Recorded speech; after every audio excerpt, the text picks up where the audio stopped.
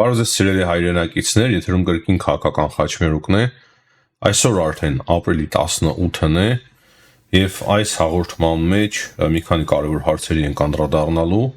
Նախ սկսելու ենք Հայաստանի, Ադրբեջանի եւ Վրաստանի փոխարտգործնախարարների հանդիպումից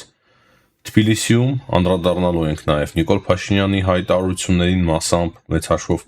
կրկնվող հայտարարություններ են հիմնականում եղել 3։ Դրանից բացի անդրադառնալու ենք Ադրբեջանի արտգործնախարարի հայտարարություններին Սլովենիայի արտգործնախարարի հետ մամլու ասուլիսի ժամանակ եւ ելի մի շարք կարևոր հարցերի, որից հետո կքննարկենք նաեւ միջազգային կարևոր իրադարձությունները։ Սակայն նախ սկսենք նրանից, որ Նիկոլ Փաշինյանը երեք հայտարարել է, թե խաղաղության պայմանագիրը համաձայնեցված է եւ մոռացեք պատերազմի եւ էսկալացիայի մասին։ Անկեղծ ասած, ես այդ կերպ չեմ կարծում, դրա վտանգը միշտ էլ կա, ցավոք սրտի մենք տեսնում ենք, որ Ադրբեջանի կողմից ինչպես ագրեսիվ հայտարարություններ են հնչում, այնպես էլ ապատեղեկատվություն է հաճախ լինում, դրանց բացի հստակ պայմաններ են դնում, նախապայմաններ այդ խաղաղության փաստաթուղթը ստորագրելու համար։ Բայց ամենայն հավանականությամբ այս հիմնականում կոչը հայտարարությունը Փաշինյանի ուղղված էր ավելի շատ Բաքվին։ Եվ վերջում, քանի որ նա ասում է, Նիկոլ Փաշինյանը ասում է, որ կոչ է անում Ադրբեջանի կառավարությանը չանել հայտարարություններ կամ գործողություններ, որոնք կհակասեն այս տրամաբանությանը, այսինքն խաղաղության այդ պայմանագրի տրամաբանությանը, որը որ համաձայնեցվել է Ադրբեջանի եւ Հայաստանի միջեւ։ Ինչպես արդեն նշեցի, 3 Թբիլիսիում կայացել է առաջին հանդիպումը փոխարտգործնախարարների Վրաստանի, Ադրբեջանի եւ Հայաստանի։ Այդ հանդիպումը բացել է Վրաստանի արտգործնախարարը, բայց ընդհանուր առմամբ այդ հանդիպումը փակ է եղել։ Ունենք փոքրիկ մամլո հաղորդագրություն, որ քննարկել են երակողմ հետաքրքրություն ներկայացնող հարցեր, թե ինչպես կարող է ծավալվել համագործակցությունը տարածաշրջանում։ Վրաստանի մասին մենք բազմիցս խոսել ենք, Վրաստանի դերի։ Ես կարծում եմ, որ Վրաստանի համար հիմա շատ կարևոր առաջնահերթություն է դառնում մտնել հայ-ադրբեջանական այս բանակցային գործընթացի մեջ, հաշվի առնելով այն, որ արտաքին քաղաքականության մեջ Վրաստանը ունի աշխարհին ինչ-որ բան ապացուցելու, դրանից բացի դա Վրաստանի շահերից էլ է բխում։ Մենք հասկանում ենք, որ եթե պատերազմ լինի Վրաստանի եւ Հայաստանի եւ Ադրբեջանի միջեւ, դա ինչ մեծ ահռելի վնաս կարող է հասցնել Վրաստանին եւ ինչ ռիսկեր կարող է ստեղծել նաեւ Վրաստանի համար, դրա համար Վրաստանի համար 2-3 առումներով էլ շատ կարևոր է լինել միջնորդ, բայց մենք տեսնում ենք, որ այդ միջնորդությունը ճիշտ է դրական է ազդում, բայց մեծ հաշվով չեմ կարծում, որ ինչ-որ մեծ լուծումների արդյունք կարողանա դառնա, եթե մենք փորձենք անկեղծ լինել, բայց ահա այդպիսի հանդիպումը իրոք կարևոր է, այդ փոքրիկ նույնիսկ հանդիպումները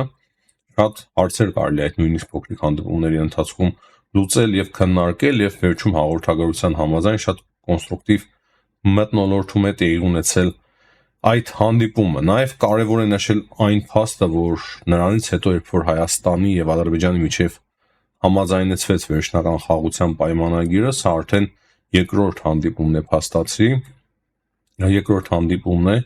ադրբեջանական եւ հայկական կողմերի միջեւ, առաջինը դա Անտալիայում էր դիվանագիտական ֆորումի ժամանակ եւ երկրորդը ահա Թբիլիսիում, երկու տեղում էլ Միչայլոց Վրաստանի արտգործնախարարը ներկա էր, դա էլ շատ հետաքրքիր, այսինքն ընդհանուր առմամբ հիմա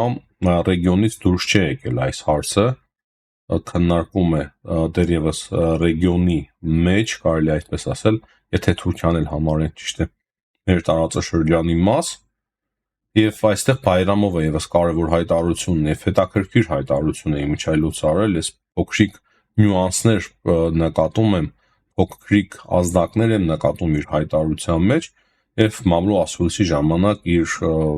իր սլովենիացի գործընկերոջ հետ Բայրամովը նշել է, որ շատ կարևոր էր այդ հանդիպումը Անտալիայում, որը որ տեղի ունեցավ հայկական կողմերի եւ ադրբեջանական կողմերի միջեւ, եւ դա առաջին հանդիպումն էր խաղաղության տեքստի համաձայնեցնելուց հետո։ Նրա խոսքերով կարևոր է դա այն առումով, որ կողմերը հնարավորություն ունեն դիրքորոշումները մեկը մյուսի լսել, փաստարկները իմանալ, այսինքն փորձեն մոտեցնել իրենց դիրքորոշումները։ Ես չգիտեմ Բայրամովը որքանով անկեղծ է, բայց այդ հայտարարությունը ամենայն դեպս վատը չէ, բայց վերջում ինքը ասում է, որ Մինսկի խումբը պետք է լուծարվի եւ Հայաստանը տարածքային պահանջներ ունի Ադրբեջանի նկատմամբ, ինչը խոչընդոտ է խաղաղության պայմանագրի համար, այսինքն մեծ հաշվով մեծ փոփոխություններ չկա ադրբեջանական կողմի դիրքորոշման մեջ, որ թեթև, շատ թեթև կարող է փոփոխություններ կան, բայց դրանք գիտենք թե ինչ արագությամբ կարող են փոխվել եւ կրկին դառնան ավելի ագրեսիվ եւ այդ պահանջները մի փոքր ավելի կրկին կոպիտ փորձեն հնչեցնել ադրբեջանցիները, բայց այստեղ նկատվում է մի փոքր թեթև կարծես մեղմացում։ Երեք նաև ծանոթացան Կարակ Միրզոյանի հարցազրույցին թուրքական լրատվամիջոցներում, Նաև նա ասում է, որ կա գաղափար մի քանի մայրաքաղաքներում ստորագրել խաղաղության պայմանագիր Հայաստանի եւ Ադրբեջանի միջև, ինչ այլոց Թուրքիայի մասին էր խոսքը այստեղ։ Կարճ ասած Թուրքիան չի բացառվել, բայց դա դիվանագիտական ավելի շատ հայտարարություններ, պատասխաններ, որ Արարատ Միրզոյանը ասում է, որ ես չեմ բացառում որևիցե տարբերակ, բայց չեմ կարծում, որ հայկական կողմը համաձայնվի Թուրքիայում ստորագրել խաղաղության պայմանագիր։ Դա ուղղակի հայտարարություն կլինի։ Ամենայն հավանականությամբ Հայաստանի իշխանությունները չեն ցանկանա ստանալ օրինակի համար երկրորդ Կարսի պայմանագիր անվամբ ինչ-որ պայմանագիր, բայց արդարության համաձայն ավելի շատ կենտրոնացվել է այն գաղափարի վրա, որ այդ համաձայնագիրը կարող է ստորագրել խաղաղության պայմանագիրը կարող է ստորագրվել նույնիսկ հայ-ադրբեջանական սահմանին։ Երեք նաև կարևոր է նշել, որ Մեծ Բրիտանիայի դեսպանն էր այցելել Սյունիք, այնտեղ նա տարբեր հանդիպումներ է ունեցել, տարբեր տեղական այցեր, հանդիպումներ քաղաքասարակության ներկայացուցիչների հետ, համայնքների ղեկավարների հետ, եւ սա եւս չափազանց կարեւոր է, որ Մեծ Բրիտանիան եւս ակտիվանում է նաեւ Եվրամիության դիտորդական առաքելության մասով հետաքրքրություն ցուցաբերելով։ Ասեմ, որ Մեծ Բրիտանիայի քաղաքականությունը վերջերս շատ ու շատ ավելի համահունչ է դառնում ընդհանուր եվրոպական քաղաքականությանը, եւ դա վարչապետ Ստարմերի շնորհքն է, եւ այդ տեղից ելնելով հստակ կարելի ասել, որ Հայաստանի մասով եւս Մեծ Բրիտանիայի քաղաքականությունը ավելի համահունչ է դառնալու ընդհանուր եվրոպական քաղաքականության հետ։ Երեք մի քանի հայտարարություններով է հանդես եկել նաեւ Ռուսաստանում Մարիա Զախարովան, Ռուսաստանի արտգործ նախարարության ներկայացուցիչը, էլի շատ վատ հայտարարություններ է արել, կարճ եթե ասեմ, բայց սկսենք նրանից, որ նա ասում է, որ իրենք պատրաստ են աջակցել Հայաստանին եւ Ադրբեջանին, ցանկացած հարցում պատրաստ են աջակցել, որպեսզի խաղաղություն լինի Հայաստանի եւ Ադրբեջանի միջեւ, բայց հետո շարունակել է Մինսկի խմբին է անդրադարձել, ասելով, որ Մինսկի խմբում ամերիկյան եւ ֆրանսիական կողմն է դադարեցրել իր գործունեությունը 2022 թվականին եւ շատ լավ կլինի մոտավորապես այդպես է ասել, այսինքն տրամաբանական կլինի, որ այդ Մինսկի խումբը լուծարվի, այսինքն լրիվ ամբողջովին աջակցել է ադրբեջանական թեզը եւ դրանից բացի ինքը փորձել է նաեւ արդարացնել Ռուսաստանի դիրքորոշումը, հստակ մեղադրելով Հայաստանին, որ Հայաստանը Պրաղայում հրաժարվել է Լեռնային Ղարաբաղից, ճանաչելով Ադրբեջանի տարածքային ամբողջականությունը եւ այլևս անիմաստ է Մինսկի խումբը եւ փորձում է դրանով ասել, որ ահա դա է պատճառը, որ Ռուսաստանի դիրքորոշումը փոխվել է Լեռնային Ղարաբաղի մասով, բայց մենք գիտենք, որ իրականում դա չի համապատասխանում իրականության, դա սուտ է եւ արդարացման փորձ։ Զախարովան նաեւ խոսել է Վրաստանի մասին, որ Ռուսաստանը պատրաստ է վերականգնել դիվանագիտական հարաբերությունները Վրաստանի հետ։ Նրա խոսքով նույնիսկ Ռուսաստանը մտադիր է մտնել այնքան խորը, որքան խորը կցանկանա եւ կկարողանա մտնել Վրաստանը, ես չգիտեմ ինչքանով խորը կարող է մտնել Վրաստանը, Բելարուսի երևի տարբերակով են նրանք ցանկանում խորը ասելով, այսինքն ռուսների մասին է խոսքը, իրենք ամենայն հավանականությամբ այդպես են պատկերացնում, երբ որ ասում են այնքանով խորը, որքանով որ Վրաստանը ուզում է, բայց Վրաստանը հստակ է իր դիրքորոշման մեջ եւ ես հույսով եմ պատկերացնում եմ, որ այդպես էլ կլինի ամեն դեպքում, հույսով եմ, որ Վրաստանը չի փոխի իր դիրքորոշումը բռնագրաված տարածքների մասով, որոնք որ բռնագրավվել է Ռուսաստանը Վրաստանից եւ քանի որ այդ տարածքները բռնագրավված են, Վրաստանը չի վերականգնի դիվանագիտական հարաբերությունները Ռուսաստանի հետ։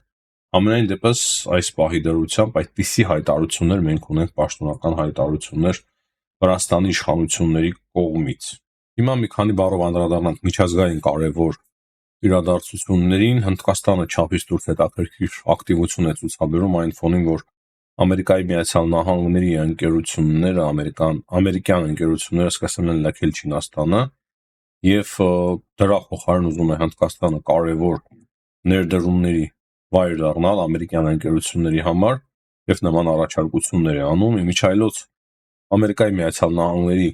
եւ Հնդկաստանի միջև տարեց-տարի խորանում են հարաբերությունները, շատ արագ եւ ահռելի մեծ տեմպերով Հնդկաստանի տնտեսությունը աճ է գրանցում, բնակչության թիվը արդեն գերազանցում է Չինաստանի բնակչության թիմը, տեխնոլոգիական առումով եւս բավականին կարևոր առաջընթաց ունի Հնդկաստանը, ճիշտ է չի կարող հասնել եւ համեմատվել Չինաստանի հետ, բայց մեծ տեմպերով, շատ ահռելի մեծ տեմպերով առաջ է գնում եւ Ամերիկայի Միացյալ Նահանգները այդ մասով բավականին կարևոր դերակատարություն ունեն եւ հիմա փորձելու են իրոք իմ պատկերացմամբ ամեն ինչ անել, որպեսզի Հնդկաստանը դառնա շատ ամուր եւ ավելի կայացած երկիր եւ ավելի մեծ դերակատարություն սկսի ունենալ համաշխարհային տնտեսության մեջ, տեխնոլոգիաների մեջ եւ ընդհանրապես արևելքի ամենակարևոր երկրներից մեկը դառնա Չինաստանին հավասար։ Երկու խոսքով նաեւ անդրադառնանք Թուրքիային, տեղեկություններ եմ ստանում, որ Թուրքիայում այնուամենայնիվ ցույցերը շարունակվում են եւ պահանջը նույնն է մնում, որ ազատեն Ստամբուլի քաղաքապետ Էկրեմ Էմամօղլուին, այսինքն Թուրքիայում դեռևս ամեն ինչ ավարտված չէ, այնտեղ եւս շատ կարևոր գործընթացներ են տեղի ունենում եւ ցույցերը շարունակվում են։ Երեք մի քանի հետաքրքիր հայտարարություններ է արել նաեւ Ամերիկայի Միացյալ Նահանգների նախագահ Դոնալդ Թրամփը, նրա խոսքերով հաջորդ շաբաթ արդեն ստորագրվելու է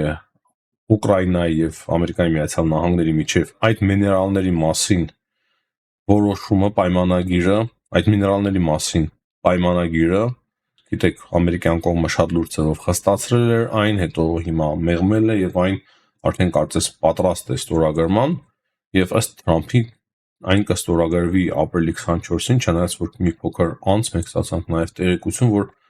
այն արդեն իսկ ստորագրվել է, բայց այդ լուրը պետք է ճշտել։ Ամեն դեպքում հայտարարությունների համաձայն արդեն կողմերը իրոք մոտ են կամ ստորագրելու այդ պայմանագիրը կամ էլ արդեն ստորագրել։ Այսինքն երկու տեղեկությունն էլ մենք ունենք այս պահի դրությամբ։ Դոնալդ Թրամփը նաև հայտարարել է Ուկրաինայի մասով շատ մի կարևոր լուր, որը որ իրոք կարևոր է, ասել է, որ Ռուսաստանը վերջնական պատասխան է տալու Ուկրաինայի մասով արդեն այս շաբաթվա վերջ, այսինքն մինչև զատիկ, այնուամենայնիվ Ռուսաստանը հստակ պատասխան է տալու ամերիկյան կողմին եւ դա է պատճառը, որ հիմա Վիտկոֆը, պետքարտուղար Մարկո Ռուբիոն երեք մեկնել էին Փարիզ, հանդիպել էին Ֆրանսիայի նախագահ Էմանուել Մակրոնի հետ եւ մենք հասկանում ենք, որ արդեն բանակցությունները տեղափոխվել են Եվրոպա ու քանի որ Եվրոպա են տեղափոխվել, կարելի ասել, որ դա կարող է լինել նույնիսկ վերջնական փուլը կամ եթե ոչ վերջնական, ապա արդեն մոտ են այդ բանակցությունները ավարտին, ամերիկյան կողմը տեղյակ է պահում եվրոպական կողմին, հատկապես Ֆրանսիային եւ արդեն հաջորդ շաբաթ նաեւ Մեծ Բրիտանիային, քանի որ Մեծ Բրիտանիային տեղափոխվելու նաեւ այդ բանակցությունները շարունակվելու են դրանք արդեն Ստարմերի մոտ եւ ահա այդտեղ մենք արդեն կտեսնենք հստակ ընդհանուր դիրքորոշում Եվրոպայի եւ Ամերիկայի Միացյալ Նահանգների եւ սպասում են ընդհանուր Ռուսաստանի պատասխան։ Դրանից բացի շատ կարեւոր է նշել, որ այդ հավաքից հետո, այդ հանդիպումից հետո, որը որ տեղի է ունեցել Փարիզում, հեռախոսազրույց է տեղի ունեցել Ամերիկայի Միացյալ Նահանգների պետքարտուղար Մարկո Ռուբիոյի եւ Ռուսաստանի արտգործնախարար Սերգեյ Լավրովի միջեւ։ Մանրամասները շատ չկան այդ տեղից, բայց այստեղ եւս հստակ է, որ ամերիկյան կողմը հիմա արդեն եվրոպական կողմի դիրքորոշման մասին է տեղեկացրել Ռուսաստանին, իսկ Ռուսաստանի ներկայացուցիչները, Ռուսաստանի պաշտոնյաները հստակ կարծում են, որ ամերիկյան կողմը հիմա Ռուսաստանի դիրքորոշումն է հասցնելու եվրոպական իրենց գործընկերներին, Ամերիկայի Միացյալ Նահանգների գործընկեր Եվրոպային, մեծ հույսեր ունեն այդ առումով Ռուսաստանը, քանի որ Վիտկոֆը եւս նման կասկածանքի առիթներ շատ է տվել, նույնիսկ արդեն այսօր կրկին խոսք կար մամուլում, որ տարածքների հարցն է հիմնական քննարկման թեման, այսինքն Ռուսաստանին պետք է զիջվեն որոշ տարածքներ, բայց որոշ տարածքներից Ռուսաստանը այնուամենայնիվ պետք է դուրս գա։ Հիմա դա է կարծես թե քննարկում, բայց դա չի նշանակում, որ այդ տարածքները դե յուրե Ամերիկայի Միացյալ Նահանգները, Եվրոպան կամ Ուկրաինան ճանաչելու են Ռուսաստանի մաս, ուղղակի դե ֆակտո բոլորը ընդունելու են, որ որոշ տարածքներ մնում են Ռուսաստանի վերահսկողության ներքո եւ դա ավելի շատ նման է լինելու այն Բերլինյան պատին, որով որ կիսեցին Գերմանիան երկու մասի։ Հիմնականում սա է, սիրելի հայրենակիցներ, եւ արդեն զատիկից հետո ես կարծում եմ, որ հետաքրքիր իրադարձություններ կսկսեն զարգանալ ռուս-ուկրաինական պատերազմի շուրջ։ Ռուսաստանը պետք է վերջնական պատասխանը տա։ Լոնդոնում այդ հաջորդ շաբաթ տեղի ունենալիք հավաքը եւս շատ բանի մասին է խոսելու, այդ համաձայնագիրը, որը որ ստորագրվելու է Ամերիկայի Միացյալ Նահանգների եւ Ուկրաինայի միջև, այսինքն մենք վերջնական հասկանալու ենք հիմա թե ով ուր է գնում, ով ում կողմն է։ Ամերիկայի Միացյալ Նահանգները հասնում են իրենց նպատակին, կկարողանան կանգնեցնել այդ պատերազմը, թե Ռուսաստանը հրաժարվում է, հնարավոր է նաև Եվրոպան հրաժարվի Ռուսաստանը ինչ որ առաջ քաշած բարդ պայմաններին, դա էլ կա։ Եվ ընդհանուր առմամբ երևալու է, թե ինչ դիրքորոշում է ունենալու Ամերիկայի Միացյալ Նահանգները։ Ես կարծում եմ, որ մինչև մայիս մենք այդ ամենին կամ մայիսի սկիզբ մենք այդ ամենին ականատես ենք լինելու։ Մերձավոր արևելքի մասով մեծաշուր բան չկա խոսելու, Համասը հրաժարվում է գնալ խաղաղության, ազատ արձակել գերիներին, հրթիռներ են արձակվում Իսրայելի ուղղությամբ, Պուտիններն են շատ ակտիվացել, չնայած որ Ամերիկայի Միացյալ Նահանգներն էլ ցեկուցում են, որ կարողացել են հարված հասնել եւ ամբողջովին ոչնչացնել օդանավակայաններից մեկը հուտիների։ Իրանի շուրջ եւս մեծաշուր բան չկա խոսելու, Թրամփի հայտարարություններից եւ Թրամփի այդ հատուկ բանագնացի հայտարարություններից հստակ մեկ բան է պարզ դառնում, որ Ամերիկայի Միացյալ Նահանգները երկար չեն սպասելու, դա է ասում նաև Դոնալդ Թրամփը, ասում է շաբաթների հարց է, մենք կհասկանանք Իրանը ուզում է գնալ խաղաղ լուծման, թե մենք այլ ձևով այդ հարցը լուծելու։ Սա չափազանց կարևոր է մեզ համար, ես կրկին մեկ անգամ կրկնեմ, եւ հիմա այս մի քանի օր Ադրբեջանը այդքան էլ շատ չի տարածում, եթե նկատել եք ապա տեղեկատվություն հայ-ադրբեջանական սահմանից, չնայած կարող են էլի պարբերաբար սկսել տարածել, այսինքն իրենք հստակ տեղեկություն ունեին, որ մայիսի սկիզբ, ապրիլի վերջ մայիսի սկիզբ հարված է տեղի ունենալու Իրանի նկատմամբ, դրա համար շատ ակտիվ լարում էին իրավիճակը, ակտիվ լարում էին, հիմա կարծես թե մի փոքր հույսերը իրենց նվազել է այդ առումով, դրա համար մի փոքր երևի ապատեղեկատվության տարածումը եւս նվազել է, բայց մենք չափազանց ուշադիր պետք է լինենք, քանի որ Իրանի շուրջ դեռևս բանակցությունները չեն ավարտվել, նույնիսկ հիմա շատ կարևոր փուլ է, քանի որ Արաքչին գտնվում է Մոսկվայում եւ հանդիպում է նաեւ Վլադիմիր Պուտինի հետ, դա էլ չասեցի, հիմա կարևոր էր որ հիշեցի եւ ասեմ, նա նաեւ Այաթոլլահ Խամենեիի ուղերձն է փոխանցել Վլադիմիր Պուտինին, այսինքն Ռուսաստանը եւս որոշակի դերակատարություն է ստանձնելու այդ գործընթացի մեջ, նույնիսկ խոսք կա նրա մասին, որ հարստացված այդ ուրանը կարող է Իրանը փոխանցել Ռուսաստանի Դաշնության, այդպիսի քննարկումներ կան, այդպիսի առաջարկ կա նաև Ամերիկայի Միացյալ Նահանգների կողմից։ Ու ամենայն հավանականությամբ այս ամենին մենք ավելի արդեն ականատես կլինենք, թե ինչ լուծում է ունենալու նաև Իրանի հարցը մայիսի առաջիկա օրերին, մայիսի մինչև երևի թե կեսը Իրանի շուրջ եւս պետք է որ շատ բան ավելի ու ավելի պարզ դառնա։ Այս պայդրությամբ այսքանը, սիրելի հայրենակիցներ, հիշեցնեմ ձեր լայքերի կարևորության մասին, ֆանտաստիկ նշանակություն ունեն ձեր լայքերը մեր հաղորդումների համար, նաև այս տոնական օրերին տարբեր փոքր այլ ռեժիմով ենք երևի թե աշխատելու, քանի որ օրերը տոնական են մոտենում եւ տոնական օրերին բնականաբար տեղեկություն էլ շատ չենք ունենա, որպեսզի կիսվենք եւ անենք նոր հաղորդումներ։ Աշխատենք անպայման, երբ լինեն հետաքրքիր եւ կարևոր լուրեր։ Հաջողություն եմ ցանկանում բոլորին, ցտեսություն, կհանդիպենք։